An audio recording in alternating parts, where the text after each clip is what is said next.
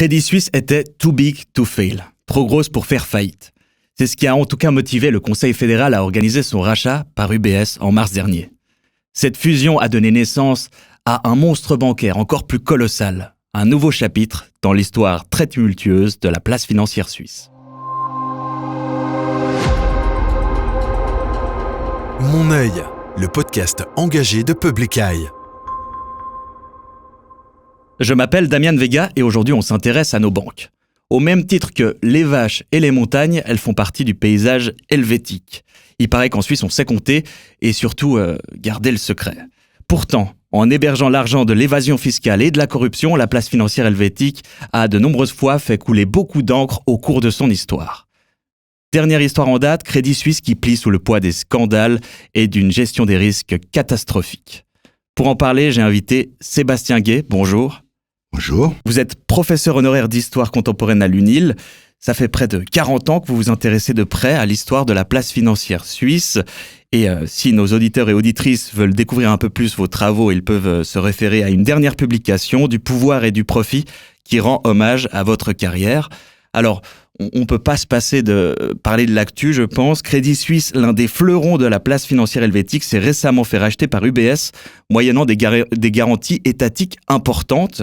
La potentielle faillite de Crédit Suisse, ça a fait peur à la place financière, mais la fusion de deux géants bancaires suisses, ça devrait pas nous faire peur aussi ? En tout cas, tout le monde a peur. Ça, c'est certain. Ça a été une des raisons pour lesquelles le Conseil fédéral, la Banque nationale, les autorités suisses de manière générale ont hésité à mettre le pistolet sur la tempe de... C'est ça qu'ils ont fait de UBS pour qu'elle rachète pour une bouchée de pain Crédit Suisse, parce qu'effectivement, si les deux banques étaient déjà des géants, maintenant on a affaire à un véritable Frankenstein, comme certains le présentent. Donc une banque qui va gérer pas loin de 8 ou 9 000 milliards d'actifs sous gestion, une banque dont le bilan va être plus de 2 fois le produit intérieur brut de la Suisse. Donc effectivement, une banque qui est monstrueuse et une banque qui, son histoire le montre, et c'est toute l'histoire de la place financière suisse, une banque qui va, selon toute probabilité, parce que c'est ça la place des banques suisses dans la division internationale du travail entre places financières, qui va prendre certainement des risques inconsidérés, poursuivre le modèle d'affaires qui est pas seulement celui du Crédit Suisse, mais aussi de l'UBS et de toute une série d'autres banques en Suisse. Et donc, on peut presque dire que la prochaine crise est préprogrammée. Et d'ailleurs, la plupart des commentateurs n'hésitent pas à dire qu'est-ce qu'on va faire dans 10 ans quand UBS va avoir des difficultés. Elle sera too big to save, peut-être ? Voilà, avec même certains qui disent on va, au fond, avec ce choix vers la nationalisation de UBS, parce que dans la prochaine crise, dans 8 ans, dans 10 ans, dans 15 ans, l'État n'aura pas la possibilité de faire reprendre UBS par une autre banque, donc l'État n'aura pour seule solution que de nationaliser UBS. Et ça leur fait donc relativement peur, et c'est pour ça qu'ils ont hésité à plutôt nationaliser aujourd'hui provisoirement Crédit Suisse pour revendre, remettre sur le marché, donc revendre et recréer une banque privée en quelque sorte, comme ils l'ont fait déjà une ou deux fois d'ailleurs dans l'histoire de la place financière suisse, revendre Crédit Suisse dans 10 ans, 5 ans ou 15 ans, une fois qu'elle aurait été remise sur pied. Ça, c'est pour l'actu récente. J'aimerais qu'on se plonge un peu ensemble dans cette histoire financière suisse que vous avez étudiée de près. D'abord, en commençant par un extrait du Loup de Wall Street, le film dans lequel Jean Dujardin incarne un banquier genevois. The Banque Reale de Genève would cooperate with a foreign legal body as if the crime being pursued is also a crime in Switzerland. But there are very few Swiss laws which apply to your practices. From a financial standpoint, you are now in heaven. See, I told you he was fantastic, right? If the US Justice Department sent us a subpoena, it would become papier toilette. We would wipe our ass with it. Jean Dujardin incarne un banquier cynique, véreux, qui est prêt à tout pour protéger les avoirs de son client. Est-ce que c'est ça la Suisse, un repère pour l'argent sale des criminels en col blanc? Et est-ce que ça a changé avec la fin annoncée du secret bancaire? Disons, ce qui est historiquement intéressant pour les banques suisses, et c'est là-dedans qu'elles se sont spécialisées dès la fin du 19e siècle. Dès la fin du 19e siècle. C'est pour ça que je prétends que la Suisse est le plus ancien et le plus important paradis fiscal du monde. Elles se sont spécialisées dans la fraude fiscale internationale. Ce qui les intéresse, c'est les fraudeurs, c'est les ultra-riches qui veulent qu'une partie ou toute leur fortune, une partie ou tous leurs revenus échappent au fisc. Ça, c'est la partie la plus intéressante pour les banques suisses, pas seulement les banques suisses, mais les banques de manière générale qui se spécialisent dans la gestion de fortune. Pourquoi est-ce que c'est la partie la plus intéressante? Parce que, disons, les risques sont moins élevés. Je ne veux pas dire qu'ils n'existent pas, mais ils sont moins élevés avec ce type de clientèle. Le problème, Pourquoi c'est les que risques sont moins élevés avec cette clientèle? les risques vis-à-vis, parce que vous commettez pas des crimes, je vais y arriver, parce que avec l'argent sale, avec le blanchiment de l'argent provenant du crime, bien là, vous êtes dans l'illégalité. Ce qui n'est pas forcément le cas avec la fraude ou l'évasion fiscale, où vous avez des moyens légaux de faire échapper votre argent au fisc. Et donc, vous n'avez pas forcément l'État qui va commencer à vous tomber dessus, ou en tout cas essayer de vous tomber dessus. C'est très différent avec le crime. Le problème est que les deux domaines sont souvent étroitement liés.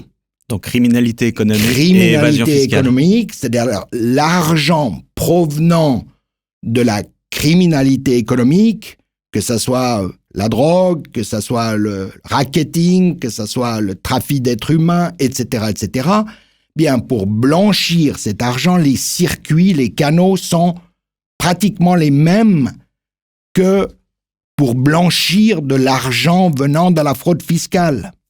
Donc, très rapidement, l'argent provenant du crime, ce qu'on appelle l'argent sale, a commencé à se mêler à l'argent de la fraude fiscale et de l'évasion fiscale. En principe, les banquiers suisses aimeraient éviter cet argent. En principe, parce qu'il est trop sulfureux. Bien. Mais en même temps, c'est extraordinairement difficile si vous faites à une échelle de masse, et Dieu sait si les banquiers suisses font ça à une échelle de masse dès la fin du 19e siècle, c'est très difficile ensuite de distinguer les deux argents. Ce qui fait que automatiquement, par définition même, la place financière suisse est devenue aussi une place qui blanchit massivement de l'argent sale. Et donc, c'est en ce sens-là que les deux sont étroitement liés. Donc il y a des vases communicants très clairs. Pour vous qui avez étudié cette histoire depuis pas mal de temps, vous auriez 3 moments décisifs pour celles et ceux qui sont plus jeunes, qui ont changé la face de cette place financière helvétique? Oui, disons, vous me posez une question difficile. Bon, il y a un moment tout à fait important, c'est, disons, ce qu'on peut appeler la fondation de la place financière suisse. C'est la fondation des grandes banques, 1856, la fondation du Crédit Suisse, bien, autour de 1870, 1872, pour dire plus précisément, la fondation de sa grande rivale, qui est devenue UBS, c'est la Société de Banque Suisse. Donc, disons, cette période autour de 1850-1870, disons, c'est la fondation des grandes banques suisses qui vont devenir les piliers, le centre, le cœur de cette place financière suisse. Et dès la fin du 19e siècle, on peut parler, si vous voulez, d'une véritable place financière suisse, c'est-à-dire d'un tout cohérent avec des relations financières extrêmement denses, qui comprend pas seulement les grandes banques, mais qui comprend aussi les banquiers privés, qui comprend aussi les banques cantonales, ou en tout cas un certain nombre d'entre elles, qui comprend la Banque nationale suisse, la création en 1907, bien, qui comprend des sociétés d'assurance, qui comprend des sociétés financières, qui comprend des sociétés de trading. Donc, on est dans un réseau extrêmement dense de relations financières situées sur le même territoire. Et disons, ce territoire, c'est la Suisse, avec 3 pôles, Zurich, Bâle et Genève. OK, ça c'est la création, disons, de la place financière suisse dans la deuxième moitié du 19e siècle.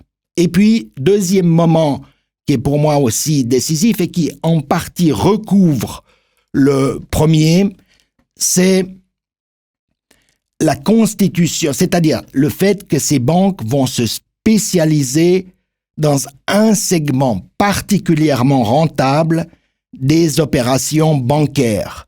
C'est la gestion de fortune. OK, donc elles vont commencer à gérer la fortune des ultra-riches, non seulement en Suisse, mais à essayer de gérer la fortune des ultra-riches de la France, de l'Allemagne, de la Grande-Bretagne, voire même déjà, à la fin du 19e siècle, la fortune de très riches Sud-Américains ou États-Uniens. Donc ça commence à la fin du 19e siècle? Oui, tout à fait. Et pour pouvoir attirer cette fortune, les premiers privilèges fiscaux sont accordés à ces ultra-riches. Par exemple, le fameux forfait fiscal, c'est-à-dire le fait qu'au fond, on exempte les très riches étrangers qui s'installent provisoirement ou durablement en Suisse, on les exempte totalement d'impôts, ce qui est quelque chose de presque inimaginable à l'époque. Bien, c'est le canton de Genève, bien début déjà du 19e siècle, mais surtout plusieurs cantons qui vont imiter Genève à partir de la deuxième moitié du 19e siècle, Vaud 1862, Neuchâtel 1877, si mes souvenirs sont bons, puis le Tessin, puis les Grisons, etc., etc. Donc vous avez ces privilèges fiscaux qui se mettent déjà en place.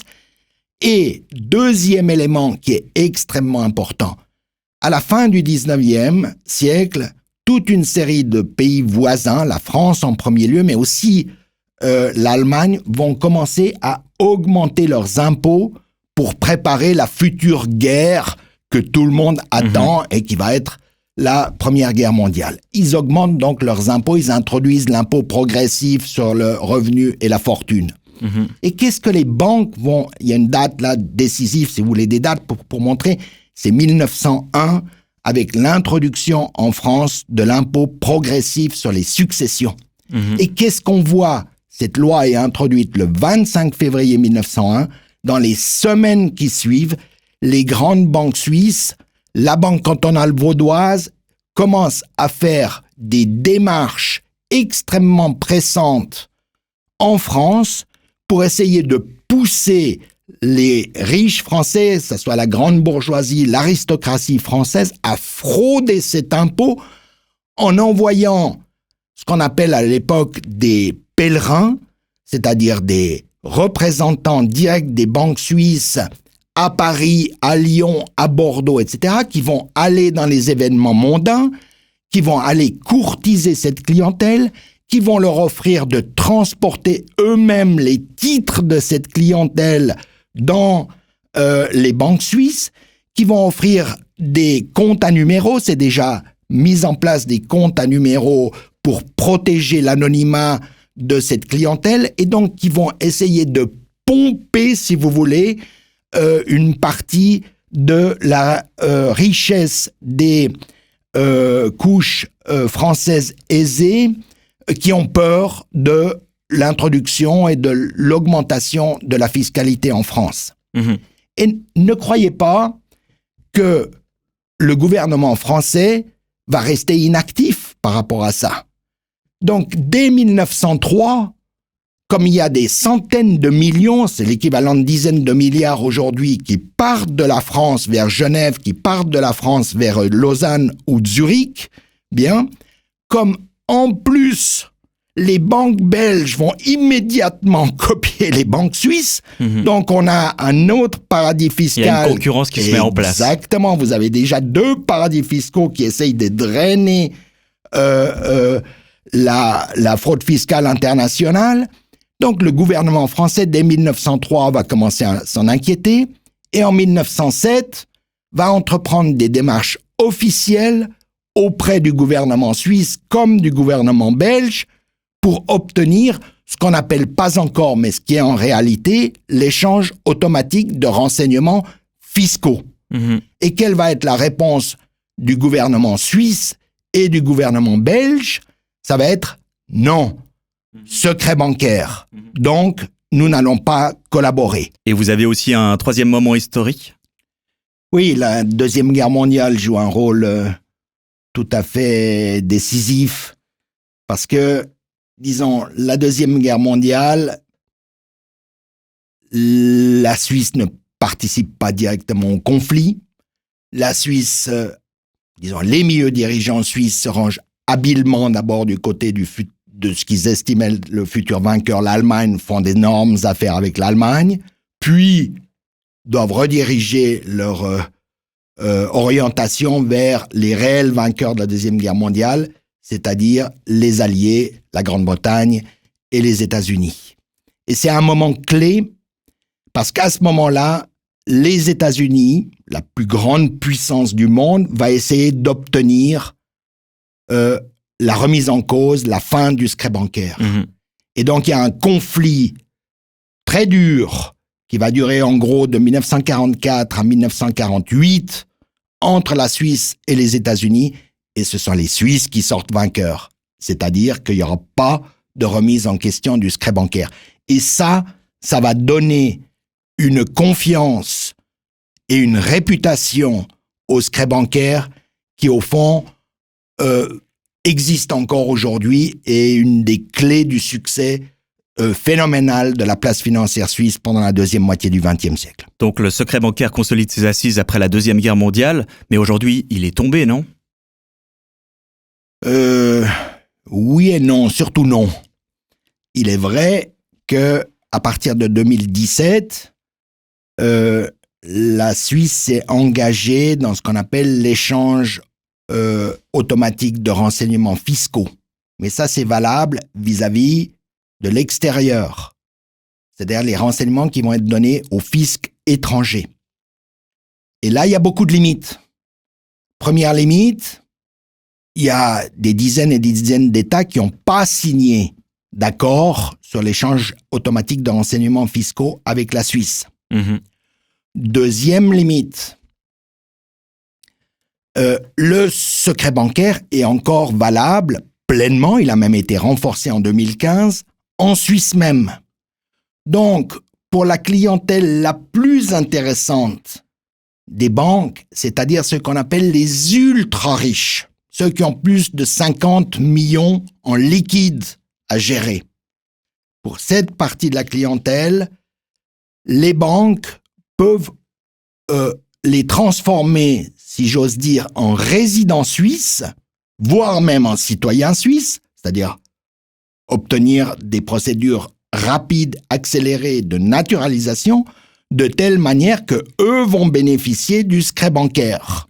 Donc c'est toujours le jeu du chat et de la souris, on s'adapte toujours aux nouvelles régulations qui arrivent. Absolument. Et troisième dimension, maintenant, la stratégie s'est déplacée vers la mise en place de ce qu'on appelle le trust, du modèle anglo-saxon.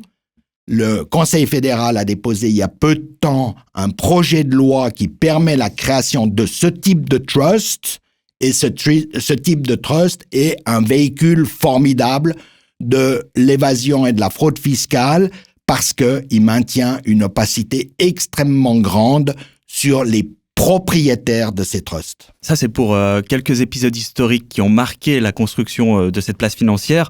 J'aimerais revenir un peu en 2021. Public Eye a publié un petit manuel satirique qui s'appelle Bienvenue en Suisse, le paradis pour les criminels en col blanc, qui relève en fait toutes les lacunes législatives de la Suisse pour lutter contre la criminalité économique. Est-ce que vous pensez que les lois et les contrôles sont assez stricts dans le domaine et que la FINMA fait bien son travail ? Donc, je le rappelle, c'est l'organisation qui régule le secteur financier. Bon, c'est pas forcément le boulot de la FINMA de lutter contre la fraude fiscale internationale. Eux, leur problème, c'est essayer de réguler les banques et d'éviter qu'il se passe quelque chose comme le Crédit Suisse. Manifestement, ils font pas bien leur boulot, puisque le Crédit Suisse s'est écroulé et que jamais dans toute l'histoire de la place financière suisse, la FINMA, qui auparavant s'appelait la Commission fédérale des banques, n'a réussi à empêcher la débâcle d'une quelconque banque suisse. Donc, structurellement, la Commission fédérale, le contrôle des banques, si vous voulez, en Suisse, a été mis parce que les banquiers ont été obligés de le faire à la suite d'un énorme scandale et d'une faillite retentissante en 1933-34. Bien, ils l'ont fait à contre-cœur. Ils ont donné extrêmement peu de moyens au contrôle fédéral des banques pour pouvoir exercer son mandat. Et le comble même, c'est qu'au fond, le contrôle fédéral des banques, jusqu'à très récemment, ne pouvait pas contrôler lui-même directement les banques. Il contrôlait il contrôlait des sociétés qui contrôlaient elles-mêmes les banques, donc des sociétés fiduciaires, et ces sociétés fiduciaires étaient créées par les banques elles-mêmes. Donc, en quelque sorte... Le système s'autorégule un peu. S'autorégulait, c'est jamais autorégulé, la preuve, mais disons, tout ça était, pour le dire, et je vais maintenant utiliser peut-être un terme un peu fort, mais tout ça était une vaste fumisterie, une vaste mascarade. S'il y avait des mesures à prendre aujourd'hui, vous proposeriez quelque chose en particulier ?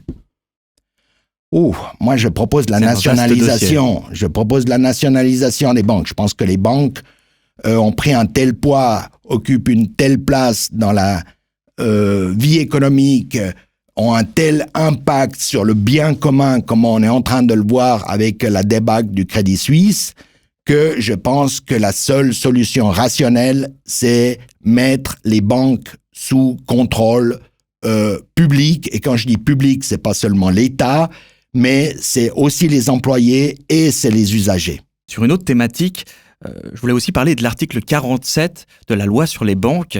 Alors, pour celles et ceux qui nous écoutent, en Suisse, il faut savoir que les journalistes risquent la prison s'ils publient des révélations basées sur des données bancaires volées. C'est l'article 47 de la loi sur les banques qui est actuellement débattu au Parlement, ça fait l'actu, suite à l'enquête Swiss Secrets qui a mobilisé un consortium de journalistes à travers le monde, sauf des journalistes suisses parce qu'ils avaient justement peur de cet article 47 qui pouvait potentiellement les mettre en prison. Est-ce que c'est un problème aussi pour vous qui êtes historien pour faire vos recherches ?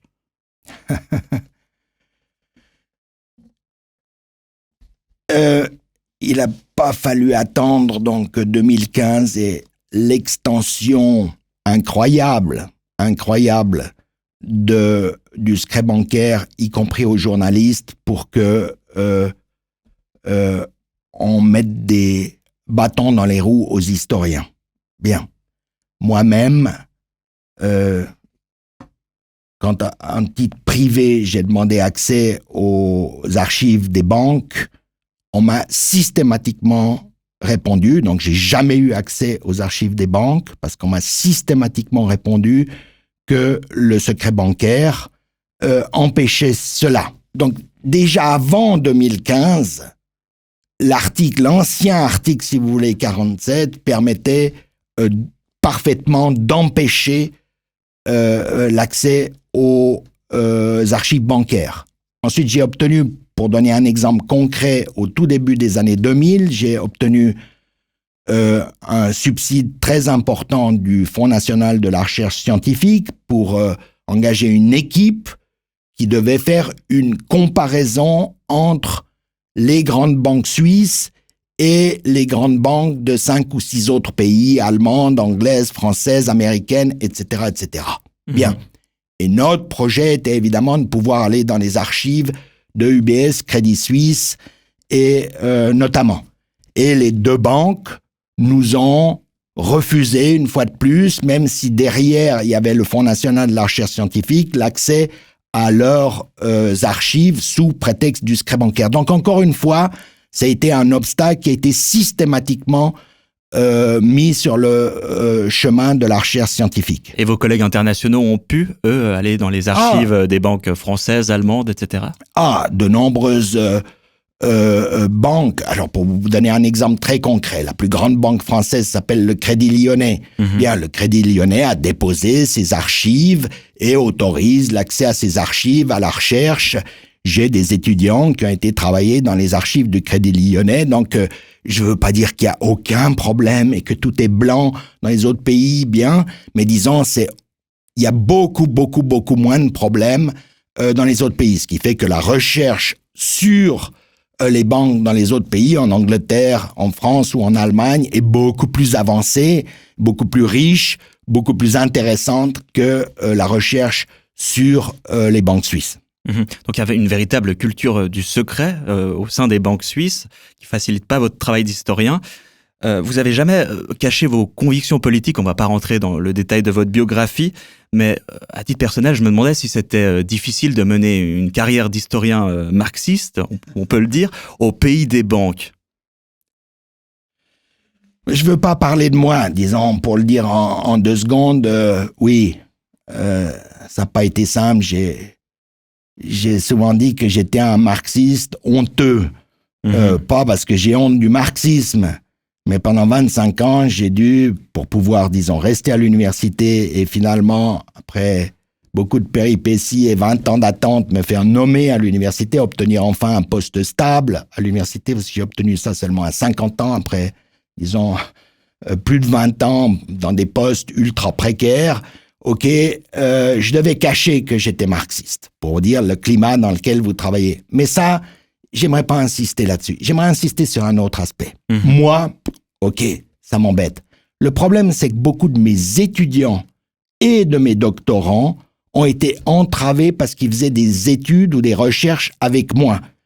Je vous donne plusieurs exemples où des étudiantes qui faisaient des recherches sous ma direction dans les archives, notamment les archives bancaires, qui leur avaient été entr'ouvertes, où on les tolérait, etc., jusqu'au moment où tout d'un coup un archiviste disait « Mais au fond, votre mémoire de master, vous le faites avec qui ?»« Je le fais avec Monsieur Gay. » Fini, terminé. On invitait quasiment dans l'heure qui suit le ou l'étudiante en question à quitter les lieux. Et ça, disons, ça vous montre à quel point vous pouvez ostraciser, disons, un type de recherche en Suisse. Vous pensez que c'est important en tant que chercheur d'avoir aussi des convictions politiques et de les défendre ? Moi, je cherche la vérité. Point. Ce qui m'intéresse, c'est comprendre la Suisse.